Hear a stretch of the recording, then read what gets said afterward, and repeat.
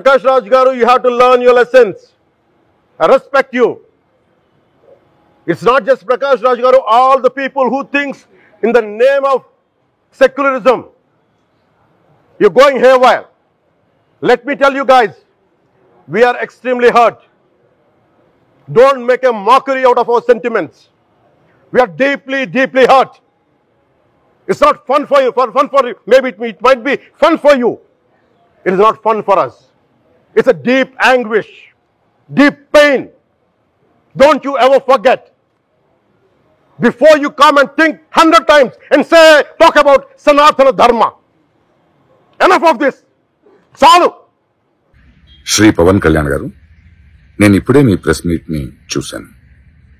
నేను చెప్పిందేంటి, మీరు దాన్ని అపార్థం చేసుకుని తిప్పుతున్నదేంటి? ఇష్టానికి మాట్లాడుతూ ఉన్నారు సనాతన ధర్మం మీద. అయ్యప్ప స్వామి మీద మాట్లాడతారు, సరస్వతి దేవి మీద మాట్లాడతారు. అల్లా మీద మీరు మాట్లాడగలరా? మహమ్మద్ ప్రవక్త మీద మీరు మాట్లాడగలరా?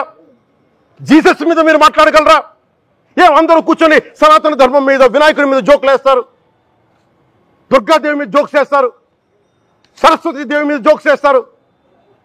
మా మనోభావాలు గాయపడవా? మాకు బాధ ఉండదా? నేను ఇప్పుడు విదేశాల్లో షూటింగ్ లో ఉన్నాను. 30వ తారీఖు తర్వాత వచ్చి మీ ప్రతి మాటకి సమాధానం చెప్తాను. అందుకే నేను ప్రతిపాదించింది ఏంటంటే, ప్రతి దానికి రావలేకపోతున్నాం. సనాతన ధర్మ రక్షణ board is order of the day. ప్రతిసారి కూర్చోబెట్టి మేము డిఫెండ్ చేసుకోలేం.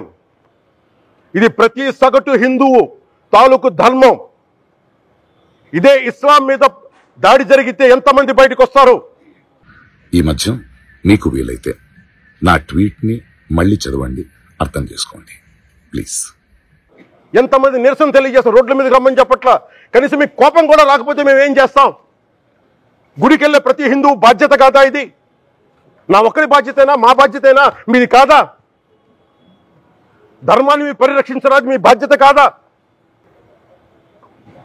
ఈయన పొన్నవోలు సుధాకర్ రెడ్డి గారు మాట్లాడేది, పంది కొవ్వు చాలా ఖరీదైంది, ఆ కొవ్వు లడ్డు నెయ్యితో ఎలా కలుపుతారు? నెయ్యి 300 రూపాయలు ఉంటే పంది కొవ్వు 1200 రూపాయలు. బంగారంతో రాగి కలుపుతారా? ఇత్తడిలో పుత్తడి కలపరు. చెంబు తయారులో ఎవరైనా బంగారం కలుపుతారా? మదం ఎక్కిన మాటలు పొన్నవోలు సుధాకర్ రెడ్డి గారు. మదం ఎక్కి వస్తే ఇట్లాంటి మాటలే వస్తాయి. మీరు నా మీద కోర్టులో కేసులు వేసుకుంటారో ఏమి చేసుకుంటారో చెప్తా. మీరు ఏజీపీలు కదా, మీ దగ్గర వేల కోట్ల డబ్బులు ఉన్నాయి కదా, వేసుకోండి కోర్టులో. చెప్పండి.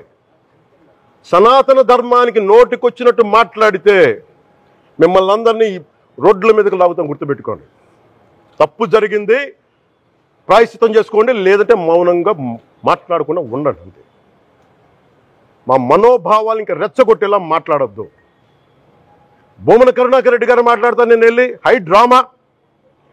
రాజకీయ మనసు ఉన్న వాళ్ళు అత్యంత దారుణంగా ప్రవర్తిస్తున్నారండి. లడ్డు కలుషితమైంది అంటున్నారు. కల్తీ నెయ్యితో తప్పు చేసి ఉంటే సర్వనాశనం అయిపోతాం, రక్తం కక్కుని చచ్చిపోతాం. మీ నాశనం మొదలైంది. రెండోది అది భగవంతుడికి వదిలేస్తున్నాను. వైవి సుబ్బారెడ్డి గారు విచారణకి రావాలంటే రికార్డులు ఆయనకి ఇవ్వాలంట.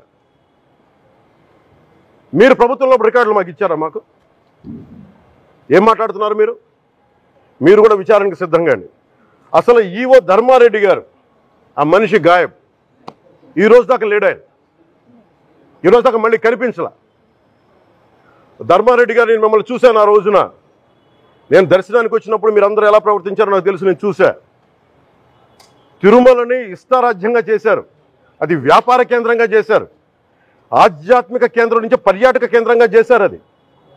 ఇదే మీరు మక్కాకి వెళ్తే ఇలాగే ప్రవర్తిస్తారా మీరు? ఒకసారి మక్కాను చూసి నేర్చుకోండి. ఇస్లాంని పాటించే ప్రతి ముస్లిం ఎంత పవిత్రంగా పాటిస్తాడో చూడండి. అక్కడ అథారిటీస్ని అడగండి. ఒక చిన్నపాటి మస్జిద్కి వెళ్తే ఎంత పవిత్రంగా చూసుకుంటారో చూడండి. ధర్మారెడ్డి గారు, మీరు హిందువులా?